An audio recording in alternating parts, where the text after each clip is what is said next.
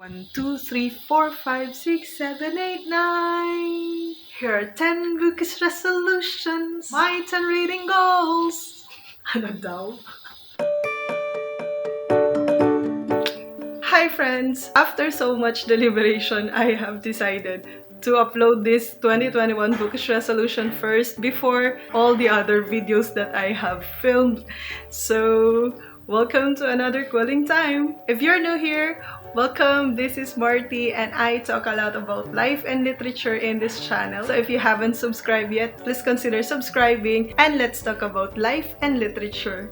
2020 lockdowns have brought me back to reading, and that was the year that I read so much, and it was actually my first time waking up from this reading slump, and that's 6 years. If anything, I am thankful for 2020 for bringing me back to reading and introducing a lot of new authors to me and new bookish friends, especially the Filipino bookish community that I have met this year and truly enjoyed discussing books, current events, and stories with them. Now for 2021, I would like to level up my reading experience while still being grounded of more important and practical choices. So without much further ado, let's now go to our handy dandy notebook and talk about my 10 bookish resolutions / reading goals for 2021.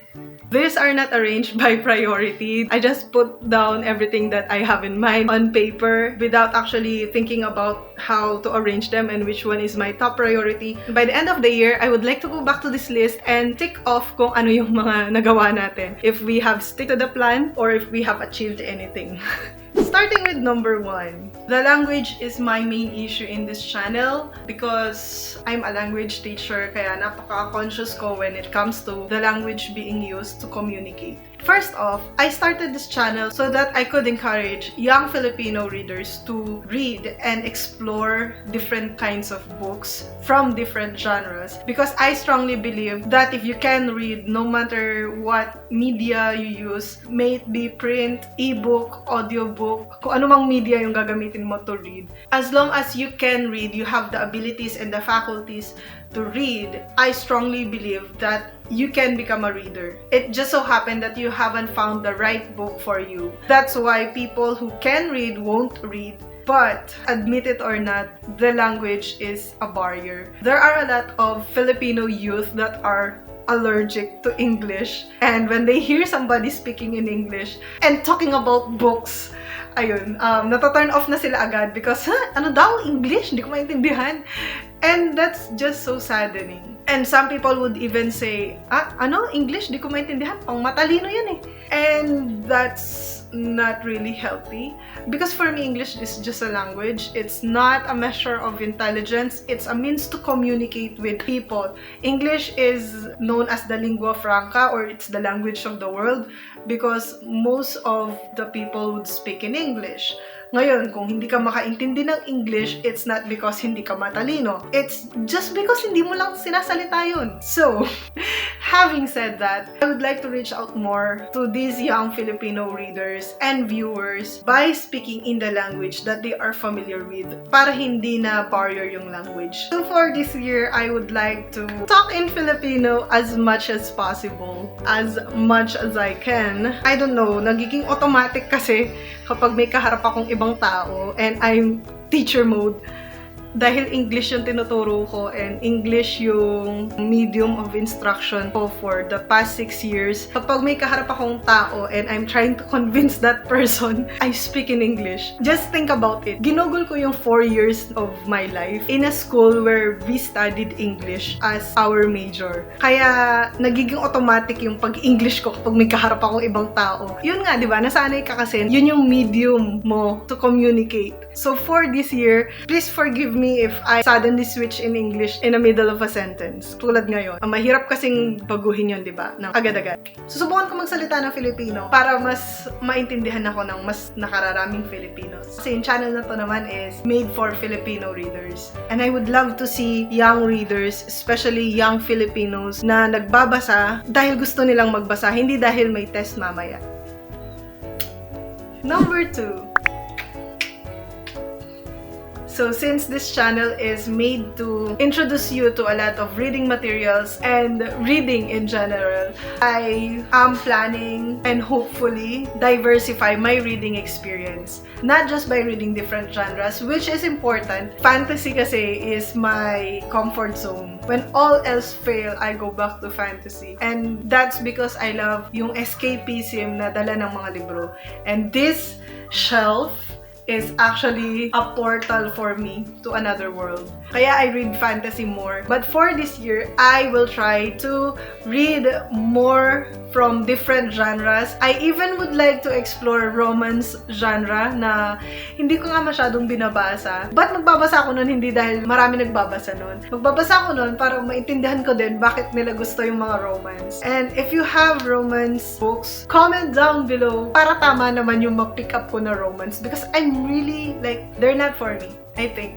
Pero baka may romance books na for me. I'm just not familiar dun sa genre na yun. On this point also, I would like to read more translated books. This amazing world of translation was introduced to me nung nasa grad school pa ako. And I think the subject was translation and lexicography. And I have come to appreciate yung translation and the beauty of it and the hardship of it. Dahil we translated a lot of literary works, poems, songs, short stories, non-fiction texts nung nandun kami sa klase na yun. And I appreciate translation more. Even yung idea na this book was published originally, let's say, in Japanese or in French or in Filipino, and you translate that in English in a language that majority of the people of the world would understand. That is globalization for you guys. That's what makes us one as humanity.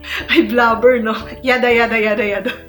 Basta yun. I don't actually have a lot of translated words. Usually manga. Ayan, nagbabasa ako ng manga. And that's Japanese, diba? In their original language. If I remember correctly also, yung Inkheart was originally German and then it was translated in English. Phantom of the Opera was originally French and translated to English. And so, kung meron kayong mga alam na translated works of Filipinos or other Filipino dialects translated in Filipino language, you may want also to suggest and recommend that in our comment section. Lastly, I love classics. I love the Victorian era. I love Gothic. But I also want to diversify my reading experience by reading from people of color, people from Afghanistan, people from Africa, from Asia, not just Eastern Asia. I also would like to explore the other neighboring countries of the Philippines to diversify my reading experience. Number 3. So, number 3 is about my online presence.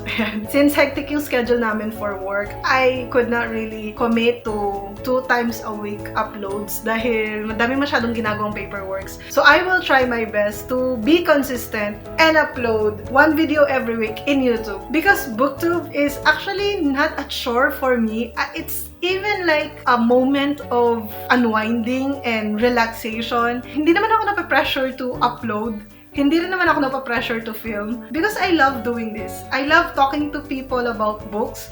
I love introducing different books to other people. In IG, however, I am planning to upload every day. Kasi every day may mga book challenges. And I am really a visual person, so I am more gravitating towards Instagram instead of Goodreads. Di kami magkasundo ng Goodreads. Kaya kung ano lang ina-upload ko sa IG, yun lang din yung review na ina-upload ko sa Goodreads. But I don't want to put down my Goodreads because it's a good tracker for the numbers of books that you have read and your shelf and just thinking about your statistics for reading. That's not, however, my goal in reading. Hindi naman yung statistics talaga yung habol ko in reading. So I am more of a visual person, so I will upload more in IG than in Goodreads. Number 4. Number 4 is related to IG. Be more objective in reviews. I could not make it 100% objective. Wala namang ganun. We are all subjective 1% or another. I really like reviewing. So for 2021, I would like to be more objective in my star rating and I will make my own rubric. Maybe that's one video that I would like to upload someday. How I will revise my star rating and make it more objective. Yes, it will not be 100% objective because again, I'm a fantasy reader. Please take note of that. Kaya I'm really more of a plot and world building than characters. But I will revise rise my star rating into more objective rating for my reviews. Number 5, this 2021, I will make peace with myself. I will make peace with myself. I will loosen up and expect less of myself. I can become so hard on myself. I expect a lot, and therefore at the end of the day, kapag hindi ko na-achieve yung gusto kong ma-achieve para sa sarili ko, na-frustrate ako. At kapag na-frustrate ako, nawawalan ako ng gana sa buhay, nawawalan ako ng gana mag-move on. And as a chain reaction, naapektuhan lahat ng mga bagay sa buhay ko. So I will just loosen up for 2021 and make peace with myself. Let's all love ourselves. Let's love ourselves as much as we love other people. If you are so in love with somebody, if you are fangirling on that K-pop group, fangirl also to yourself. Pero wag naman masyado. Hindi naman yung parang narcissistic ka na sarili mo na lang iniisip mo, sarili mo na lang iniintindi mo. Wag naman ganun. Mahirap na yun. Iba yun, girl. Narcissism is a psychological disorder. Char! I will just loosen up and just be easy on myself. So having said that, I will embrace myself for who she is. I'm actually a victim of this toxic, anti-intellectual mentality. Hindi lang tayo yung toxic sa ganito. Anti-intellectualism is, ano ba yung mga pinagsasabi mo? Masyado mong pang matalino? Or, mag-vlog ka na lang yung fun. Wag ng books. Or, ang boring mo, puro classics lang alam mo. Or, mag-Tagalog ka na lang, hirap na hirap ka naman mag-English, te. Or, pa-English pa, hindi naman katalinuhan. Or, napaka-nerd mo. Or, wag niyo nang kausapin yan, puro libro lang naman alam yan. Or other variations of that. That's one reason why I'm allergic to people.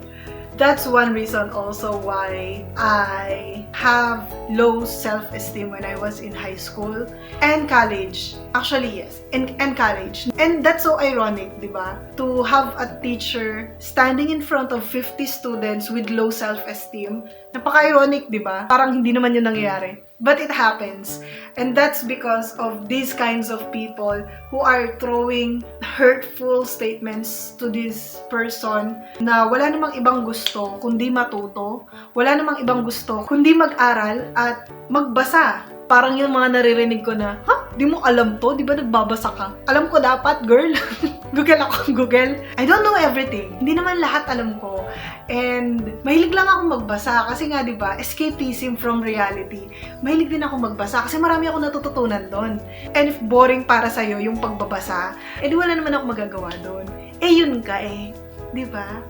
Ito ako So, to everybody na nawawalan ng self-esteem, tulad ko, because of these hurtful statements, carry lang natin to. Kasi, above everyone else, dapat ikaw yung unang masaya sa ginagawa mo. I really admire people who are so passionate about their content and does not show. Kung if they mind, they do not show it. When they receive a lot of dislikes, a lot of negative comments, and negative messages. I really admire those people who continue doing what they are so passionate about in YouTube, in life in general. Just do what makes you happy and that will be you. Let's all embrace our awesomeness in 2021. Number 6, upload less traditional videos. Traditional videos like TBRs, which I'm not really good at. Wrap-ups. Sabi ko nga, di ba? Embrace yourself. No pressure. Kasi nape-pressure ako kapag nakikita ko yung mga traditional videos. Feeling ko requirements sila para maging Booktube yung channel mo. Feeling ko, I'm not saying na totoo to, but feeling ko lang na kapag nakikita ko yun in other people's channel in Booktube, feeling ko dapat meron din akong ganun, para siyang requirement, ganun.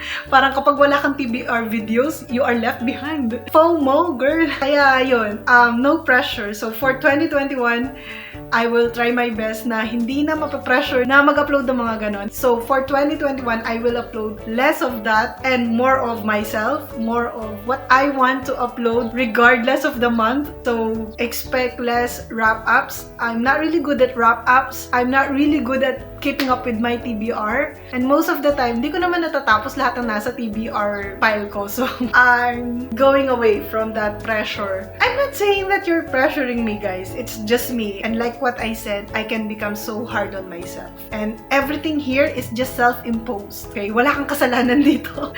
Peace. So what am I going to upload? I have lined up bookish contents that I would like to see in my channel so that I will become more purposive. I have already lined up my bookish contents for 2021 and I'm just looking for time to film all of this. But I'm really excited to film them because these are the videos that I really want to see in my channel, that I really want to share with you guys, with all the limited experience that I have as a reader and with all the limited books that I have. But we want some character developments. That's why I'm so excited for all these future uploads. Number 7, be more sociable to my fellow Filipino booktubers. This is really hard for me because I'm an introvert. If you're not familiar with introverts, you're just meeting one. Hi. I like being alone with my thoughts and I really struggle with conversations with strangers. I don't know what to talk about and therefore I get intimidated when I talk to other people because people in this community are so knowledgeable and passionate about what they are doing and are amazing people in general. A big struggle on my part. That's just my nature. But for 2021, it's one of my goals. It's one of my resolutions to be more sociable. So, as one step towards achieving this goal, I agreed to join Moon of Moonlight Crawls in a book discussion about I Love You Since 1892 on February. So, please watch out for that book discussion. I'm really thankful for Moon for reaching out. Moon is one of the sweetest girls that I have met in this community and I am really grateful that she reached out to me and steered my introverted self into this really exciting book discussion. So, see you in February in Moon's channel. Follow her on her channel and let's talk about the book 2 of I Love You Since 1892 by Binibining Mia. Number 8, Bookshelf Reorganization. I haven't counted, but just looking at it, ang dami kong books that are unread. There! Ayan. Wow, umiilaw siya. Kikita ba sa camera yan? Actually, this bookshelf is not just front view. Meron din siyang back view. Parang back version. Ganito din yung halos itsura niya. And just looking at it, ang dami kong unread books dyan sa pile na yan. Siguro mas maganda kung reorganize ko na muna siya before I buy another set of books. And that's one of the videos that I am so excited to film, how I would reorganize this bookshelf and the bookshelf in our office that houses a lot of my hobbies trinkets. So if you have any suggestion on how to best organize a bookshelf, before, I arranged this bookshelf in a rainbow color pattern because again, I'm a visual person and I remember more the cover than the title or the author. So I would like to do that again, but I'm not just sure if it is still applicable in our space because our space is just so cute. So if you would like to suggest how best to organize a bookshelf, you may want to comment down below. Number 9. Number 9 is reading more than buying. Reading more than buying is inspired by Gerald of Gerald the Bookworm, and I absolutely agree to that idea to read 2 books before buying 1 book. And since I'm so hard on myself, I will read 5 books before buying 1 book. So 5:1, reading more than buying. I hope I could keep that up. Nakakainis kasi, di ba? Kapag meron kang book buying ban, tapos biglang makasale yung mga book. So, yeah. And now we're down to our last bookish resolution, which is number 10, book buying budget. #adulthood. Hindi na tayo naniniwala sa book buying ban, no? It's a prank. Total, wala tayong self-control. So, isasama na lang natin siya sa budget. So, anong budget natin? Actually, it's a team decision. I could not decide on it alone because our budget now is already a conjugal budget. It's a budget for our household. But the point is, I will set aside an amount from our household's income and buy only books from that amount. And I think enough for giving this advice. I really believe this is a brilliant idea for people who do not have self-control like me. And that's all from me today. Those are my 10 bookish resolutions / reading goals for 2021. I'm excited to end 2021 and look back at this video. Tapos titingnan natin kung alin dito yung mga nagawa natin. So, thank you for watching. If you haven't subscribed yet, please consider subscribing for more bookish contents with me. And remember to read more, know more, and be more. Happy reading!